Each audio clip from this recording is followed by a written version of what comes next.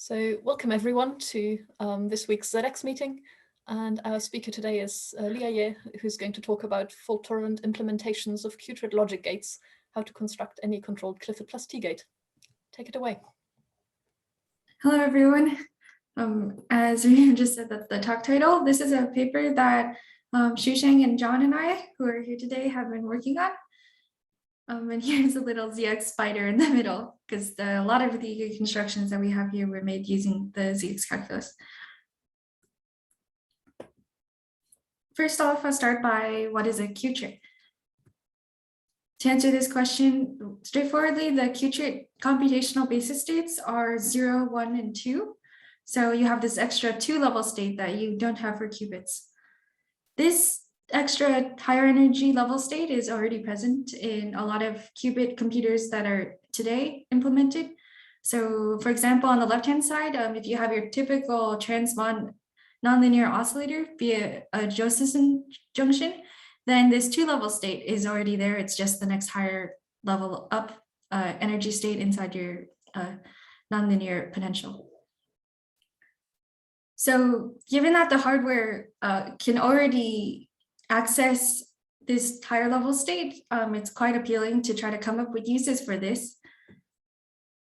The use case for this talk that we're interested in is that qutrits are useful for emulating binary and qubit logic. Essentially, we can use the 2-state in place of ancillae. So instead of using ancillae, you can use the 2-state to store intermediate memory, where otherwise, if you just use qubits, you wouldn't be able to do that. Most such past emulations haven't been fault-tolerant implementations. So what we'll try to do here is to construct it fault-tolerantly. Actually, we will do that. And specifically, we will construct any multiple ternary controlled. So ternary is just the base 3 version of binary. So base 3 controlled any qutrit Clifford+T unitary. So this is a universal gate set. Why we care about fault tolerance is that, as a reminder, the quantum computing in the long term really needs error correction to be useful, and that's the long-term goal. In fault-tolerant quantum computing, Cliffords are cheap to implement, and so their cost is just the non-Clifford operations. And the reason for that is because just as it is for qubits, in the qutrit case, the H, S, and CX operations generate the Clifford group. And this Clifford group for both qubits and qutrits is efficiently classically simulable and not universal. It's not a coincidence that you need to have at least one non-Clifford gate to make it a universal gate set, but also no longer classically simulatable. So conventionally, the most well-studied such universal gate set is Clifford+T, where you add the T gate via magic state distillation and injection to get universality. Therefore, it's important that if you're using a Clifford+T gate set to construct gates with low T count. And so a lot of the fault-tolerant compiling and optimization just boils down to how to minimize this T count. I'll start here with the introduction to the Qutrit ZX-calculus. This was from our group, so from Harney from 2017. Straight off the bat, one difference between qubits and qutrits is that with qubits you have your square roots of unity, and qutrits you have the cube roots of unity. So in the complex plane, like unit circle, you have 1, which is to a phase of 0. This omega, which is to a phase of 2 pi over 3, and omega bar, which is to a phase of 4 pi over 3, or same as omega squared. And just like in the qubit case, you can see that the X and Z operators generalize the qutrit case sensibly. So the X+1 operation on a computational basis state will give the next one modulo 3, and the Z+1 operation, when applied to a computational basis state, gives a phase, and this phase is omega to the power of that computational state label, whether that be 0, 1, or 2. This also just more generally lets us define a mutually orthogonal basis to the computational basis. So now the X basis states are defined here as plus omega and omega var states. And notice that the qtrit plus state is different than the qubit plus state in that it's a linear combination equally of 0, 1, and 2. Are there any questions so far? If there are, you can periodically add them to the chat, just so everyone's on the same page.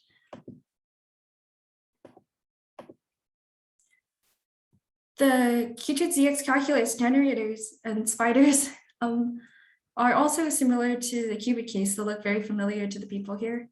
So the Z basis, you have your unit and your co-unit. You have your copy and match maps, and you have your single qutrit phase gate. So the biggest difference here is that now you'll see there's two labels, one label on top and one label on bottom. This doesn't stand for a fraction, it's just the convention that Harney used, where the top phase here labeled alpha is the phase for applied to the 1 state, and the bottom phase is applied to the 2 state. If you go to the X basis instead, you just change the colors. So here it's the same maps as on the left-hand side, and the red phase gate now applies the phase alpha to the omega state and the phase beta to the omega squared or omega bar state.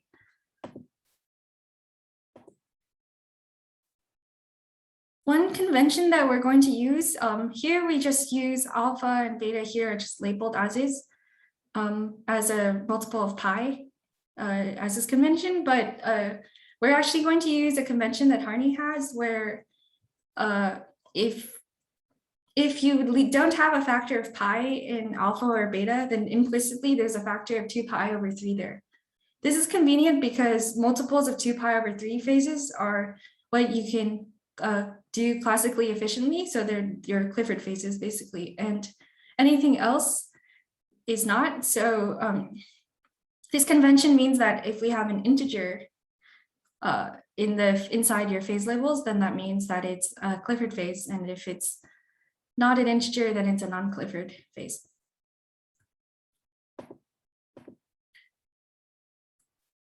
So to go over the kind of the qutrit Clifford hierarchy, the qutrit polys look like this. So you have your x plus 1, x minus 1, z plus 1, and z minus 1 operations corresponding to just red and green phase rotations. This left flowchart just shows what happens. So x plus 1 takes 0 to 1 to 2 back to 0, and x minus 1 goes the opposite direction. And the same happens for z minus 1 and z plus 1. The qutrit Cliffords, meanwhile, are CX, S, and H. So they're defined like this. The qutrit CX, it's also called sum. We're going to avoid calling it C naught because it's not binary anymore, so it doesn't correspond to logical not in the binary case. But it's still called the CX gate because this generalizes as it leaves when the controls and target are both the computational basis states 0, 1, and 2, then it leaves the control untouched and adds the control to the target. So you might also see in the literature that it's called sum. You might, there's also, so notice now there's the sum, and there's also like something akin to a subtract gate where it's just the CX gate, but inverse. So you also have the S gate, which is it's just labeled by 0 and 1, and it's omega to the power of, I think this should just say omega, it's not each side omega, sorry. It's just omega to the power of 1 applied to the 2 state. And you also have, lastly, the Hadamard gate. We've kind of made of this funky notation. This is quite cool. So the Hadamard gate is notably not self-adjoint in that so CX, S, and H generate the Clifford group, and the Hadamard gate is not self-adjoint. So it's kind of cool to invent a new notation for the Hadamard dagger, which is the same thing, but the horizontal reflection. And this lets you do this really cool color change rule where if your Hadamards and your Hadamard daggers are applied before and after a red spider, then it's a color change rule. And same thing if you reverse, so it's Hadamard dagger applied in front and then Hadamard applied after the green spider. So this is quite cool. And what happens if you mix up which ones they are? Well, then you actually have to flip the phase. So this is basically the top two rules here. If the inside color of the Hadamard matches the spider inside, then you don't flip the phases. And with the bottoms, if they don't match, then you do flip the phases, flip which one's on top and which one's on bottom. So that's very cool. More generally, we'll soon talk about some properties you can do with this asymmetric Hadamard, how you can make a more symmetric version of this Qutrit ZX-calculus in a few slides. To complete this Clifford hierarchy, on the third level of the Clifford hierarchy is the T-gate. So this Qutrit T-gate is this matrix, and it corresponds to diag 1 omega to the 1/3 and omega to the negative 1/3 with this ZX diagram. And just like the qubit T-gate, the Qutrit T-gate is distillable by a magic state distillation process. It's injectable. It's in the third level of the Clifford hierarchy, and it gives you a universal gate set when you add it to the Clifford group on the previous slides.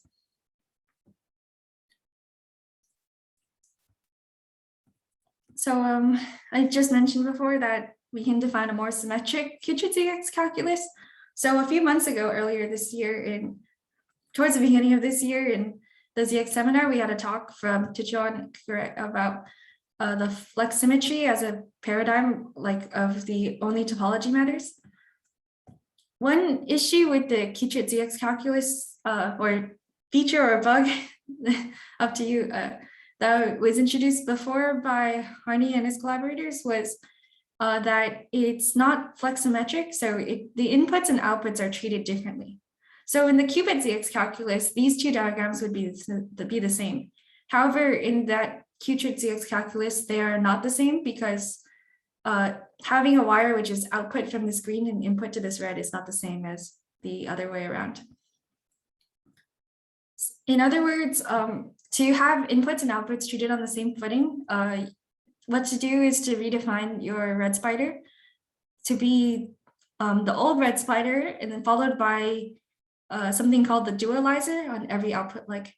And when you redefine the spider this way, this new red spider, which I'll just call the pink spider to avoid confusion, will look like this. And this will give you that property of inputs and outputs being traded on the same footing. So what is this dualizer? Well, what this dualizer is in the Qutrit case is it corresponds to the x1,2 operation. So it swaps the 1 and 2 computational basis states, and it also swaps the omega and omega bar computational basis states. It's also equal to if you had the Hadamard twice or the Hadamard dagger twice, which in qubit case, the Hadamard is self-adjoint, but in Qutrits and higher qubit dimensions, it's not. And just because of how this is defined, it's kind of easy to see that if you had a single pink spider like this, with one input and one output, then it's equal to the dualizer because a single one input, one output red spider without phases is the identity. So in other words, this pink one input, one output is not the identity. What this gives you is that if you have a green and a pink C0 gate like this, then you can decompose it using this rule above and push it dualizer through, then this dualizer basically changes which one's the input and outputs of this middle wire.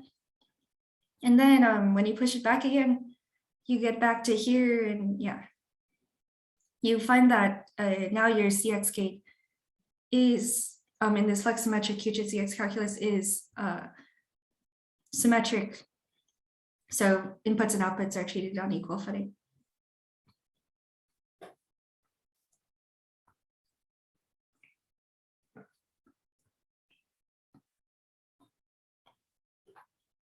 One common, I guess, or natural question to ask is, how does it look like if you try to generalize the qubit notion of the X gate?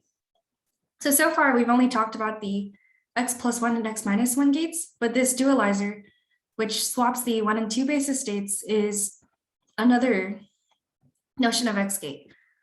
And from these flowcharts, you can see that what the dualizer is it swaps the 1 and 2 input states, and you can also swap the 0 and 1 and 0, 2 and states. So this gives 5 notions of a qutrit X operation.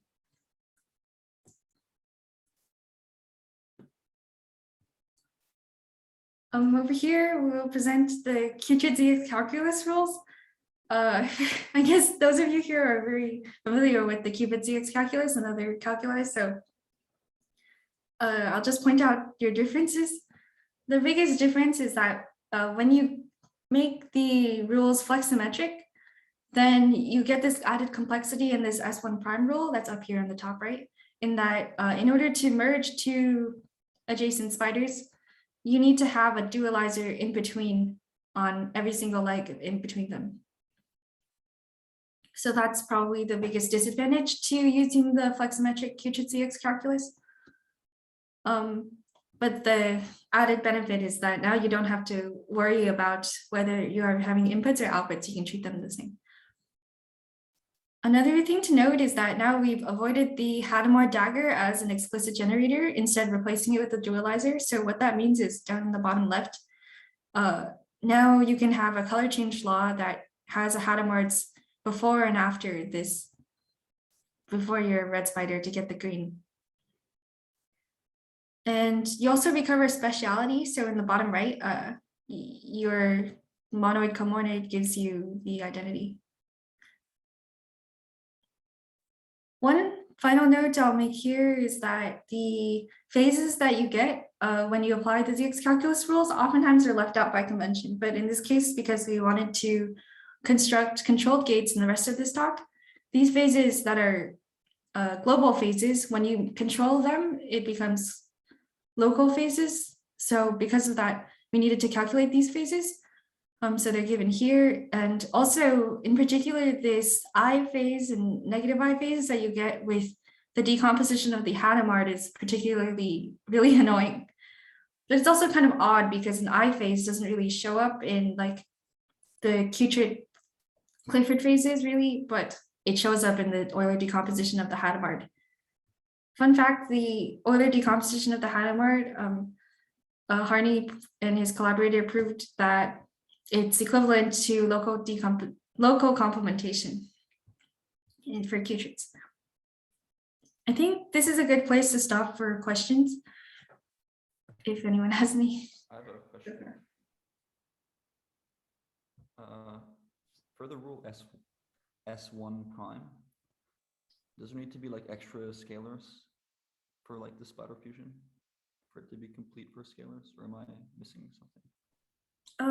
I don't believe so, because it just follows from the previous, like if you had the red spiders, then you wouldn't have any scalars necessary.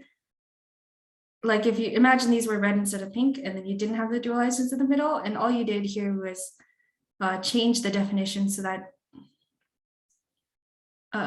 now the red spiders have these something. Does that make sense?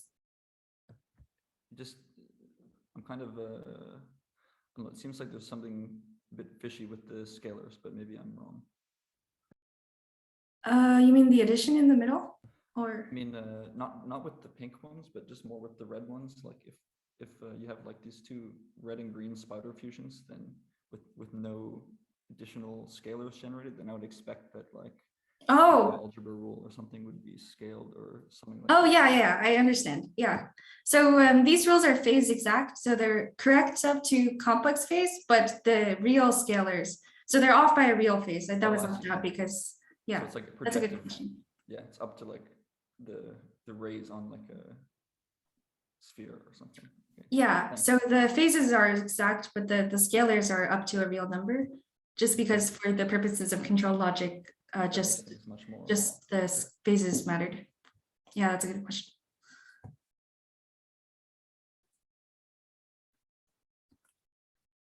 I'll also stop for questions later on in the talk as well, periodically. We can also generalize the notion of controls to the ternary or qutrit case. In the binary case, so all your inputs are either 0 or 1. Your control gates, the control is conventionally noted with a black dot, which is only activated if and only if the input of the control is 1. Otherwise, the identity is applied to the target. And the same is with the qutrit case. So if you have if you have the control in the 2 state, then the target gate will activate on the target. Otherwise, nothing will happen. So this whole gate is the identity. A final notion for just another notion for qutrit case is this denoted by this lambda symbol, lambda controlled. It was defined by Fault-tolerant for to be the lambda such that lambda controlling a unitary u is the same as applying u to the power of the control qutrit. And probably the best example of this is the qutrit Clifford ZX gate. So the one we showed before, this one, what it does is it sums the control and target, but you can equivalently think of it as it does a 1 controlled x plus 1 and a 2 controlled x plus 2, which is the same as x minus 1 because it's mod 3. We'll also use this notation. You'll use these 2 notations interchangeably in the rest of this talk, just because this is more circuit notation and this is ZX. And we also have the inverse of the ZX gate, which is it does 1 controlled x minus 1 and a 2 controlled x plus 1, which we'll notate like this.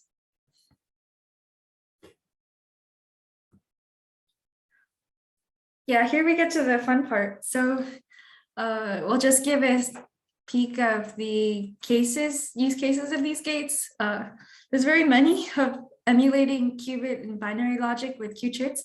But something we were excited to discover is that you can do binary AND gates unitarily with 2 inputs and 2 outputs. So this is really cool because when I first was learning quantum computing, my professor in undergrad told me that the AND gate, trying to do that on quantum computers was something people tried to do for a decade and couldn't figure out. And in the end, they came up with the Toffoli gate, where you need basically an ancillae. You need another qubit that's input. You need 3 inputs in order to do a AND operation on a qubit quantum computer unitarily. So you no longer have to, I guess, if you have this. So to define emulation, a qutrit gate emulates a qubit gate when it has the same action as that qubit gate on qubit inputs and outputs. So long as this is satisfied, it doesn't matter what the gate is doing when the inputs or outputs, any of the inputs or outputs is in the 2 state. So here's the decomposition we found of the binary AND gate emulation. So on the left-hand side, just notation, you have A and B as input qubits, the A and B as an output qubit, and this output C as a qutrit, which you can throw away or keep around if you want. And this is a unitary, reversible, etc. And just basically this left-hand side logic, this E stands for emulation. So this is on the right-hand side, this is a qutrit gate decomposition that does this emulation. And what that means is if you look at the truth table, if you just look at the when the inputs A and B and the output A and B on top, then this is what the truth table looks like, which is what you expect for the binary AND. And this is the full truth table. So whenever the inputs and outputs are,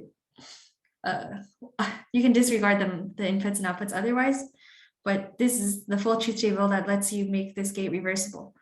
So this is really cool. And so we'll soon see that this has a T count of 3, which is really cool. And just mentioning, if you have, just because of De Morgan's law, and because the X01 operation is Clifford in qutrit case, So this also gives you the binary OR gate emulation as well by just applying NOT gates here, here, and here.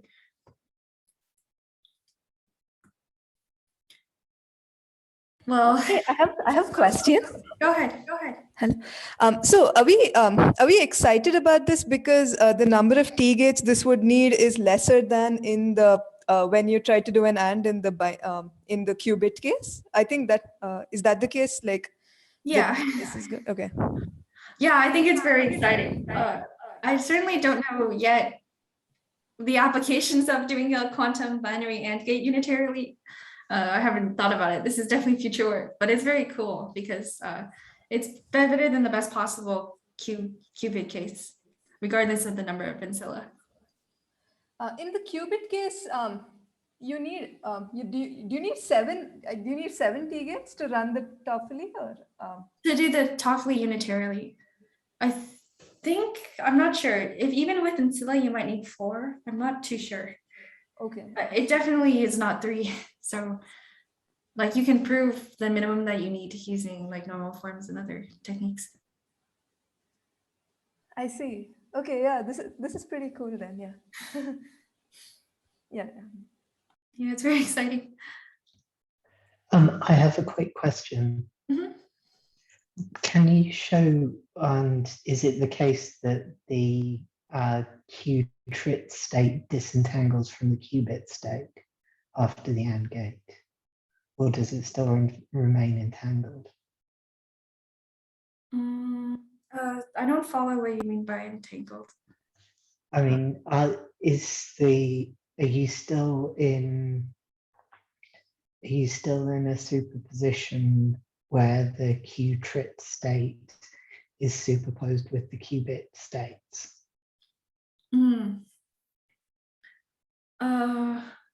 I'm not too clear, but maybe this could answer. The top output is a qubit, which is the A and B state, given that the inputs are qubits, but the bottom output is a qutrit. So you'll see this line of the truth table. When your input is 1, 0, the output will be 0, 2.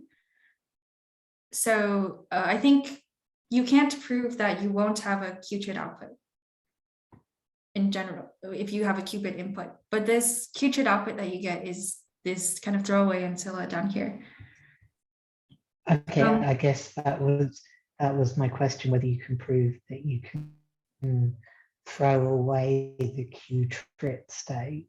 Yeah, I think you will. The 2 state. Yeah. So I think I understand the question now. So you necessarily need to have at least one of the outputs result in a qutrit state if the other one is the AND. And the reason is just you won't have reversibility if you have like if you have 3 of the outputs result in 0, then the other output must be able to differentiate between these inputs. So one of them will be 0, 1, one of them will be 1, and the last one will be 2. So this is why you can't do a binary AND gate unitarily on qubits. Okay, so you always keep the information in the 2 state. Yeah, so because that information is stored there, you don't need 3 qubits to do Toffoli. Instead, you could just do 2 qutrits to do the AND gate. Okay, thanks.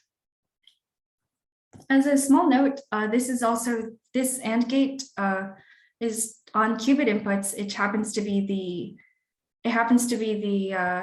binary to ternary gate, or sorry, yeah, binary to ternary. So it maps 0, 0 to 0, 0, 0, 1 to 0, 1, 1, 0, which is 2 in binary, to 0, 2, which is 2 in ternary, and maps 1, 1, which is 3 in binary, to 1, 0, which is 3 in ternary.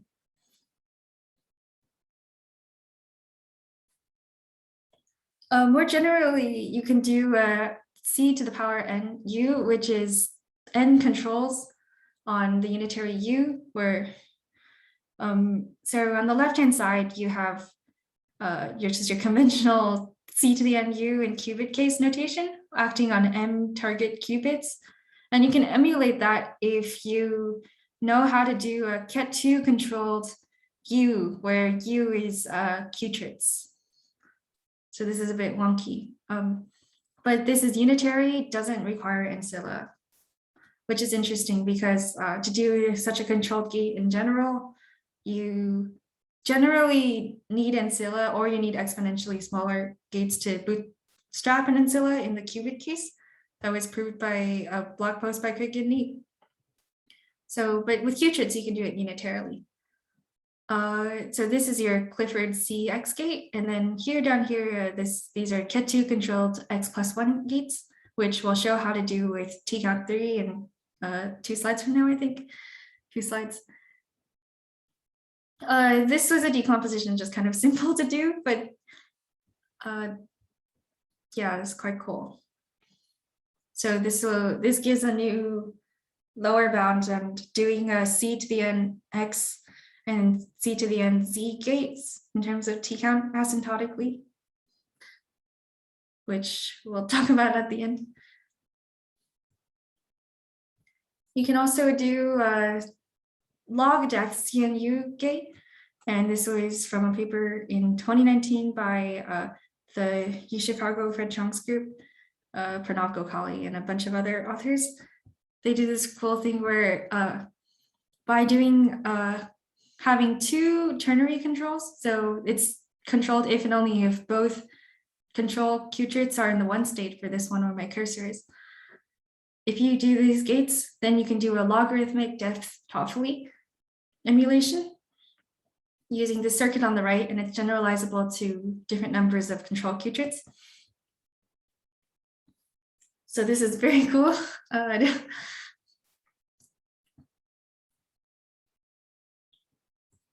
And the kind of one question now is, how do we do the constructions on the previous few slides fault-tolerantly?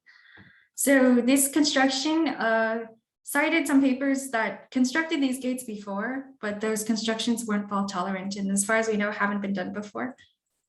So past constructions of having two controls, so 2 controlled or 2 to the n controlled gates have used some order n ancillae or uniformly controlled Givens rotations, so like smaller and smaller rotations, or qubit gates that are pairwise on qutrit states.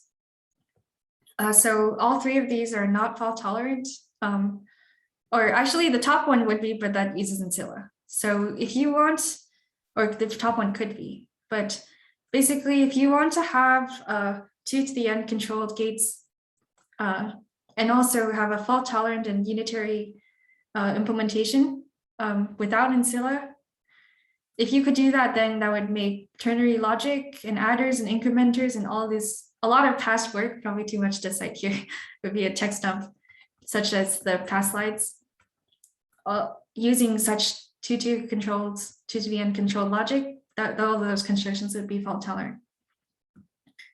So that's what we'll do in the rest of this talk. And we'll just put the theorem here first so you can see where we're going. Any Clifford+T unitary can be made 2 to the n controlled fault-tolerantly using just Clifford+T gates, magic state injections, stabilizer measurements, and classical control. And here's a figure to show what we mean. This is n controls, and they are all controlled if and only if all of the control qutrits are in the 2 state. And then it will apply this Clifford+T unitary on the m target qutrits.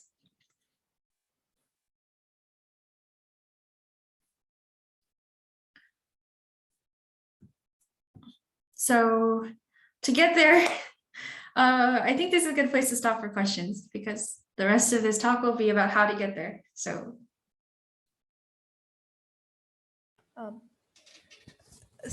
Why do we care about doing stuff without ancillae?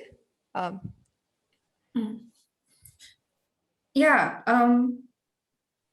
let me give a shot at this question. So ancillae, I think one reason for ancillae being a bother is that it's just extra qubits or qutrits that you need to have.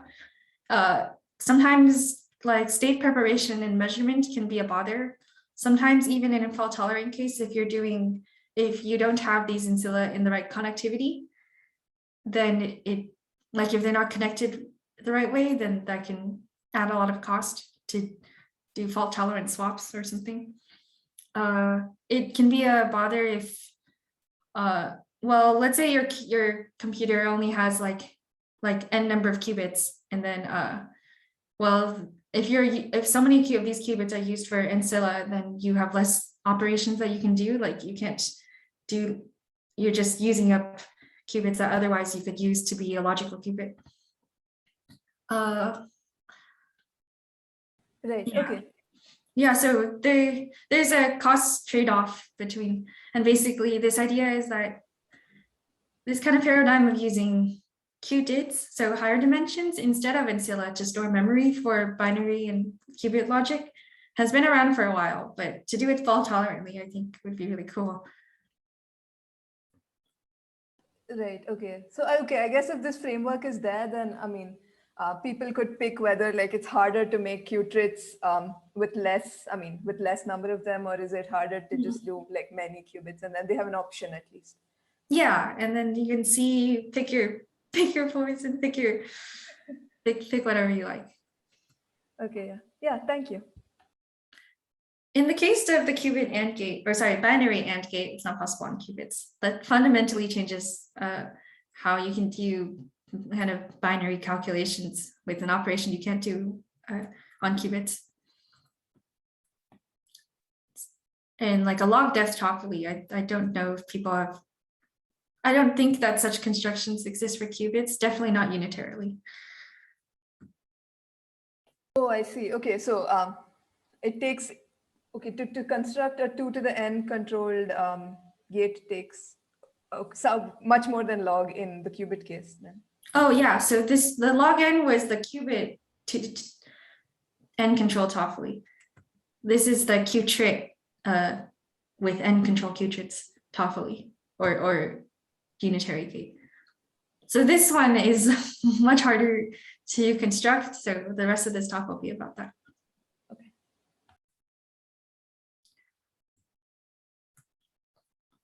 We'll start off with constructions of the 2-controlled x+1 and 2-controlled x01 gates that were given by Bokharov, Rotler, and Spohr in 2017. This is on the top is the 2-controlled x+1 gate, where this P9 gate is Clifford equivalent to the qutrit-T gate. So this has T count of 3. And they also gave a construction for the 2-controlled x01 qutrit gate, which has a T count of 15 because it's 5 of these 1-controlled x+1 gates. So 15 is not great, but we'll see that we can use this for bigger constructions.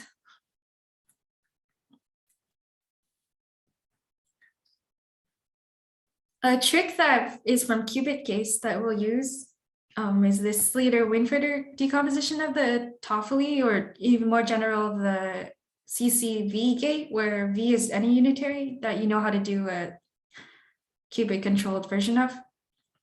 This is the Slater-Winfrieder decomposition. It's from 1995. And this is a qutrit generalization of it. Oh, sorry, this should be a red one. And so basically we took the same general paradigm from the Slater-Winfrieder decomposition and found out that if you just apply it to qutrits, what you get is a 2-1 controlled V squared gate and a 2-2 controlled V gate. So this, in other words, if it happens that V squared is the identity, in other words, V is equal to V dagger, then you get that the 2-2 controlled V gate is equal to this thing on the top, or it's also equal to this thing on the bottom. So you can choose whether you want to do a 2-controlled x01 or x plus or minus 1. Which you could check by going through all the possible controls. And you can do this recursively. So this gives, if you just apply the 2-2 controlled V from the previous slide here, you can do it again. And this gives you the 2-2-2-2 controlled V. And you can keep going for as many, any number of n. And it doesn't really have to be a power of 2. you can change that as you wish. So this is without ancillae. Without ancillae, it's not that great, because if without ancillae, this is quasi-polynomial. So it's O n to the power of log n, I think. Yeah. Number of gates, T gates that you need. But if you have even just one ancillae, then you can do it in such a way here. You have one clean ancillae, and then you do a 2-2 controlled X01 gate, then do your Clifford ZX gates. So these ones, because they're Clifford gates, they don't have any T count. And if you have log n number of clean ancillae, then you can have a polynomial T count for the 2 to the n, polynomial and n T count for 2 to the n controlled V gates, where V is equal to V is equal to V dagger.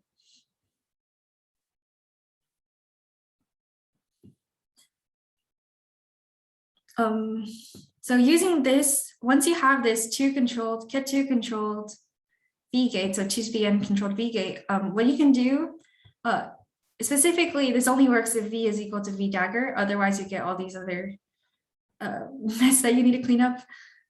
But when V is equal to V dagger, one example of that is the X12 gate, the dualizer, since the dualizer squared is the identity. So if you, I'll go here first. So the dualizer squared is the identity. So you can do this gate over here. My cursor is, you can construct from just by having V equals X12 in the previous slide. So now we're going to use a paradigm from 1995 in the qubit case. So this kind of basically states if you know how to do a square root of a phase gate, then you know how to do that phase gate controlled. And here we do it for qutrits. So for example, if you want to do a 2 to the n controlled Z+1 gate, then because Z-1 squared is Z+1, then and having dualizers on both sides of Z+1 flips the Z+1 to a -1. This is a Ket2 controlled 2 to the n controlled Z+1 gate, but it's much easier to see with ZX-calculus. So Z+1 in ZX-calculus is 1/2 and green 1/2. And these two dualizers, if you you can push this 1-2 phase to the left, and this pink phase has alpha and beta both equal to 0. So you see that if you push this green through the dualizer, you get the pink on the right and the 2-1 green on the left. And this 2-1 squared gives you 1-2, because 2 times 2 is 4 and 1 times 2 is 2, but then 4 mod 3 is 1. Basically, it's much easier with ZX-calculus, which is how we found this.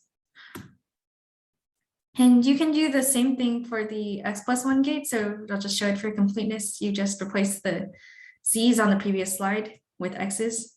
And it works because you can do the same rules in ZX-calculus, or you can just put a Hadamard and Hadamard dagger on both sides of your same construction, but for Z.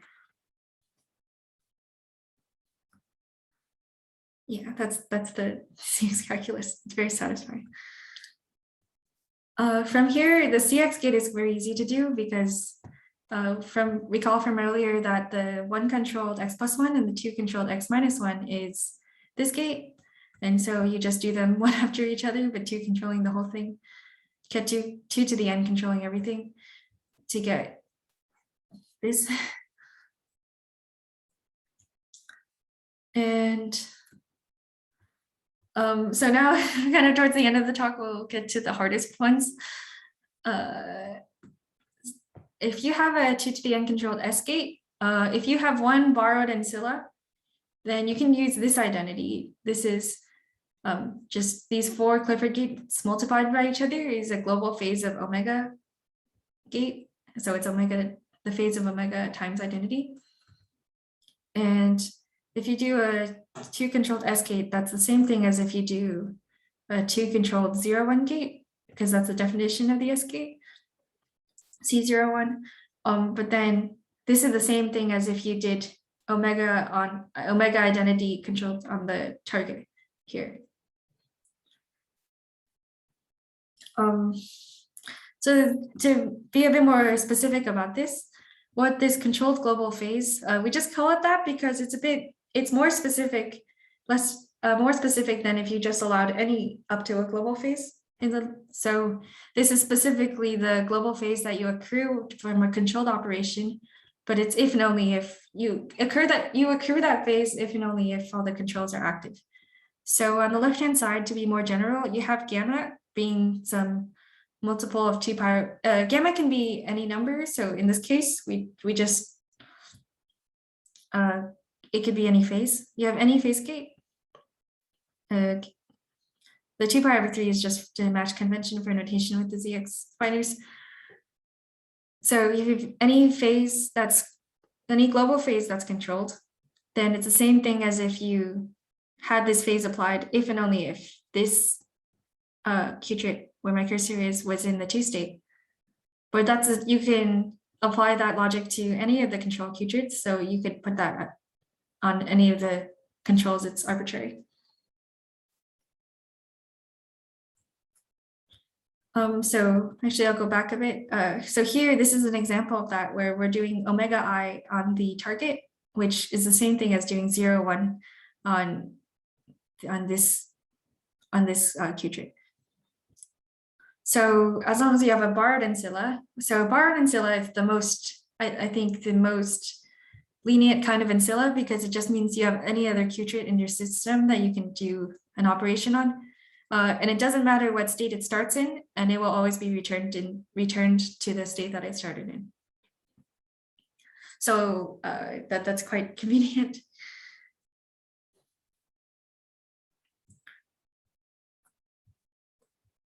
If you want to do this without ancillae, you can still do it. Well, there's one caveat that you could get a controlled global phase.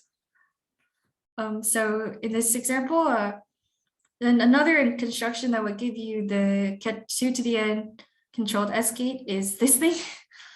To save you the trouble, this is the matrix that you get, where it's 1s on the diagonal except for the bottom rightmost 3 by 3, which is this omega to the -1/3, omega to the -1/3, omega to the 2/3. But that's the same thing as omega to the -1/3 times S, because S is 1, 1 omega. And so why control global phase is relevant again is in this as well is because the correct gate that you want, which is on the left, or you might not want, it depends. What we did with this previous slide was the rightmost matrix here on this slide. And so if you can construct this left matrix of that, then you can you can correct that controlled global phase and get the exact controlled operation. And we do succeed in constructing this middle matrix. Our solution was to create a state injection protocol for the 2 to the n controlled diag 1, 1 omega to the 1/3 gate, which we won't show here because it's a bit hard to follow, but well. But you can see it in our paper when that comes out.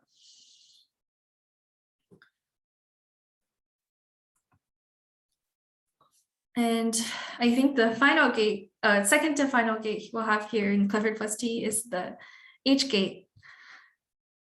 So this Hadamard gate in the qutrit case, here I'm showing the Clifford ZX-calculus Euler decompositions. And so if you don't care about the I phase, you can just do the construction on the previous slide. And this gives you the 2 controlled IH dagger. And you can do the same kind of construction to get IH dagger, negative IH and negative IH dagger unitarily with just T gates. Where over here, where the I think there's not too much to say except this is kind of a mess, but you can see how this comes from this thing is this thing, and when you do the dualizer on both sides of this, you get the same thing, but now 0, 1 it becomes 1, 0, and you put the Hadamard dagger and Hadamard Q, so these ones are all red on the target. Yeah. This is only the Ket2 controlled IH dagger, but if you don't care about phase, you can just do it again and again to get, sorry, it's a bit far away. Yeah, you can just do this thing or this thing to recursively get the Ket2 controlled IH gate. Use that trick, but with a few twists to it. Ket2 to the uncontrolled IH gate. And to get rid of this phase of I, we also succeeded in doing that, but it's very esoteric. So what we'll just say here for now is that to create a state injection protocol for the diag 1,1 gate, which is to get this I phase, that you need to correct this. This diag 1,1 gate, we created it using one Hadamard eigenstate. And it was not trivial, it was quite difficult to do, but which is why I won't show it here, but it's quite fun. Finally, to control the T gate, we'll have to first introduce a new gate, which you can do with Clifford+T, kind of. So here is the R gate, or we'll call it the R2 gate, I guess, because R stands for reflection, and this reflects the 2, so it changes the Ket2 to negative Ket2, diag 1,1 -1, and in qutrit ZX it's 0/3/2, kind of weird. And this gate has been paid attention to in the past, in that there's 2 past proposals for implementing this gate. One was to realize it via magic state distillation to get the 1,1 -1 state. And another was to probabilistically create this 1,1 -1 state from projective measurement. And in both of these past proposals, then what happens is you need injection by a repeat until success protocol. So it's repeat until success because although the R gate is nowhere in the Clifford hierarchy, if you inject it, if you fail the injection, then your correction is another R gate. So you just keep repeating another R gate up to Clifford equivalence. So we actually found out, this is quite cool, the first deterministic implementation of this gate, which is you just do the Ket2 controlled IH and you do a Ket2 controlled IH bar, IH dagger. Yeah, which becomes a Ket2 controlled negative I, which is the same as if you did diag 1,1 -1 on this control. So you just need one borrowed ancillae to do this in Clifford+T. And that's kind of both surprising and really cool. We think this is cool because previously Clifford plus R2 was even proposed as an alternate universal qutrit quantum computing gate set to Clifford+T. So the Microsoft people were interested in it because of a metaplectic, kind of their topological anion kind of quantum computing. So this R2 gate is nowhere in the Clifford hierarchy. Furthermore, you can prove that you cannot unitarily construct this R2 gate from single qutrit Clifford+T gates due to single qutrit Clifford+T normal forms. We confirmed this by personal communication with Andrew Lotto and Neil J. Ross, who authored a single qutrit Clifford+T normal forms paper. And so that's why we were so surprised that we can construct this R2 gate if you just have one borrowed ancilla qutrit using Clifford+T gates. And this allows us to construct the square root of T gate, which we'll do on the next slide. So the square root of T gate, to review, the T gate is this matrices over here, and it's the Z phase 1/3, -1/3. And the square root of T gate is just having half those phases. So it's a Z gate 1/6, -1/6. And so it's Clifford equivalent to T times R2 up to a phase, which goes away if you do the control, if you use it for a controlled T gate. So these are all Clifford operations other than T and R2. And so this gives us a control T gate in Clifford+T, which is really weird. So this is a 2 to the n control T gate, and you can unitarily do this exactly with this, where each square root of T gate, you just do the construction on the previous slide. And this R2 gate you can do as long as you have any borrowed qutrit, which in a control gate, you have this many controls that are all, any one of them can be the borrowed qutrit that you care about. So there we have it. The theorem so far is that any Clifford+T unitary can be 2 to the n controlled fault-tolerantly and unitarily using just Clifford+T gates up to a controlled global phase. So this is the diagram. And so this controlled global phase is just because anytime you have a S gate or an H gate in the target unitary, you may accrue a controlled global phase. Or you accrue one, but if you have a multiple that cancels out, that's fine. In our paper, we create 2 new state injection protocols to fix this controlled global phase. So the other statement of this theorem is that with these 2 new protocols, any Clifford+T unitary can be 2 to the n controlled fault-tolerantly using just Clifford+T gates, magic state injections, stabilizer measurements, and classical control.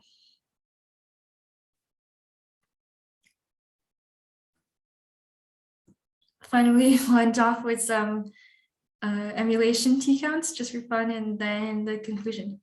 So we already talked about binary AND and OR. Their qutrit non-stabilizer cost is 3 T gates. Your qubit CCZ gate is 3 R2 gates. Your qubit CCX is 12 T gates. Your qubit C to the NX linear depth is 6 N T gates, where N is the number of controls. And for C and Z, it's 6N minus 12 T gates plus 3 R2 gates. And notably, we'll point out that according to Kidney's blog post in 2015, it's impossible to do these 2 without ancillae. So the fact that we can do this unitarily and without ancillae is really cool. It's a benefit of qutrits over qubits. And finally, just a few, there's a lot more you could do. The qubit CNX gate with log depth is still linear in T count, but you'll need more T gates because you're now doing log depth instead of linear depth. So in conclusion, we can now construct general qutrit controls fault-tolerantly. This allows us to emulate binary and qubit logic fault-tolerantly. Not all qubit logic, but just the ones that we showed in this talk. More generally, we have made any past and future gates using 2 to the n controlled qutrit Clifford+T logic fault-tolerant. And for some future work, some constructions here used a lot of T gates. We want to know if we can do better. We've not tried yet to do any optimization or try to simplify these constructions. We just found something that worked, but that's definitely future work. Kind of a question that's been bugging us is whether the qubit Hadamard gate can be emulated using qutrits. It definitely can't be done with single qutrit Clifford+T, but just if it can be done at all, we're not sure. And finally, we are curious about qutrit native quantum algorithms, phase kickback, and phase gadgets. Well, thank you everyone for listening to this talk. It was my pleasure to give it. And coming soon to an archive near you is our paper, fault-tolerant implementations of qutrit logic gates, or how to construct any controlled Clifford+T gate. Thank you. Let's all thank Lia.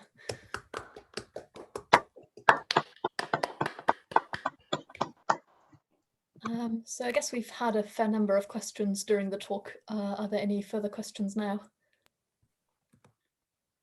I have a question, but maybe it's due to my lack of knowledge.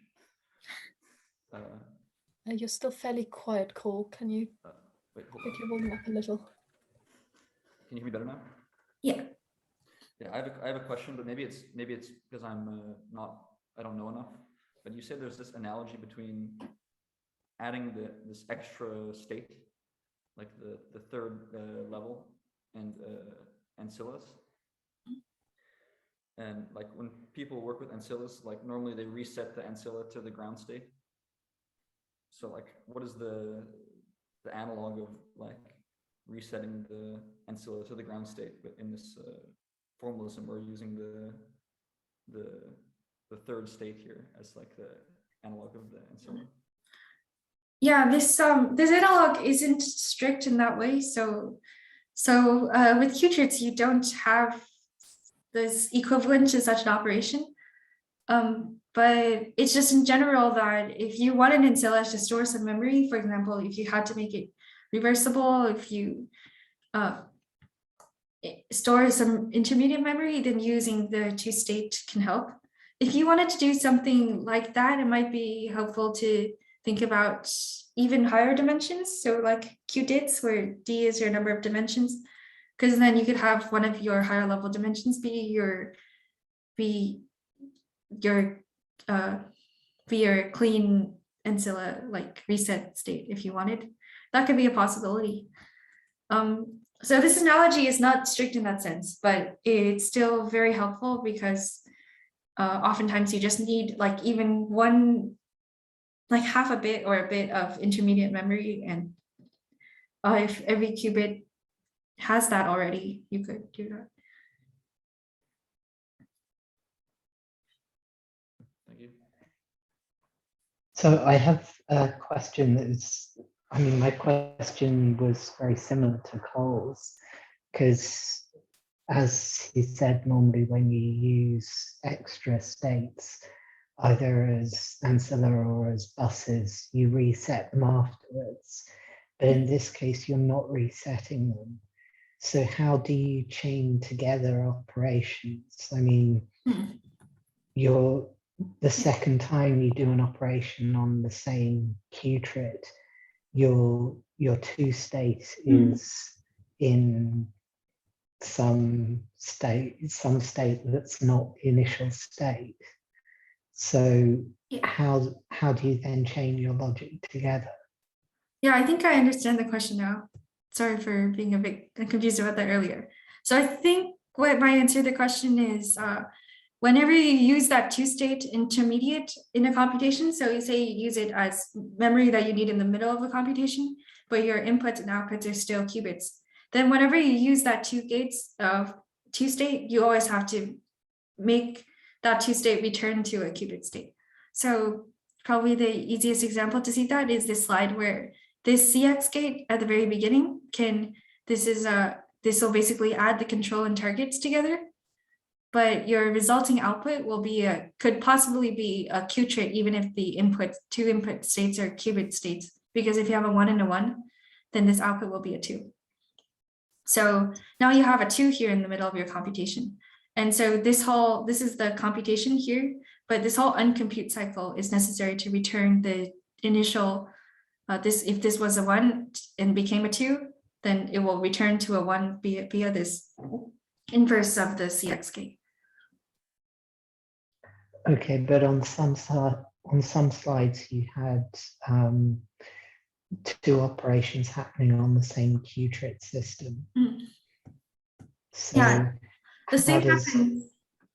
Yeah, the same happens here. So this CX gate will be uncomputed by this 1-1 controlled x+1 gate will be uncomputed by this 1-1 controlled x-1. So this guarantees that if all of your inputs are qubits, controls and targets, then all of your outputs, control and targets will also be qubits for the gate as a whole, but that's not true for the intermediate gates inside. So for when you're doing gate counts for qutrit logic, excuse me, you have to take into account the uncomputes. Is that the case? Yeah, so the counts that I gave in the table are taking this into account. Just one clarification. I didn't show how they were counted. So like, for example, we didn't exactly count all of these gates because you can replace these ones with this CC x+1 where the C's are both qubits. So we can do a bit of optimization that wasn't shown in this talk, but those counts are taking into account these computes. Okay, thanks. For something like the AND gate that you showed previously, yeah. So over here, like it doesn't matter which state the so if okay, no, what I want to get at is like if something is in a qutrit state, it doesn't matter which like I mean, if it's not in a 0 state or a 1 state, it doesn't matter. Oh, it can only be in 2. No, sorry, I need to think about the question. Yeah, never mind. Oh, take your time. No, I'll ask later. Yeah, never mind. Yeah, sorry. Any other questions?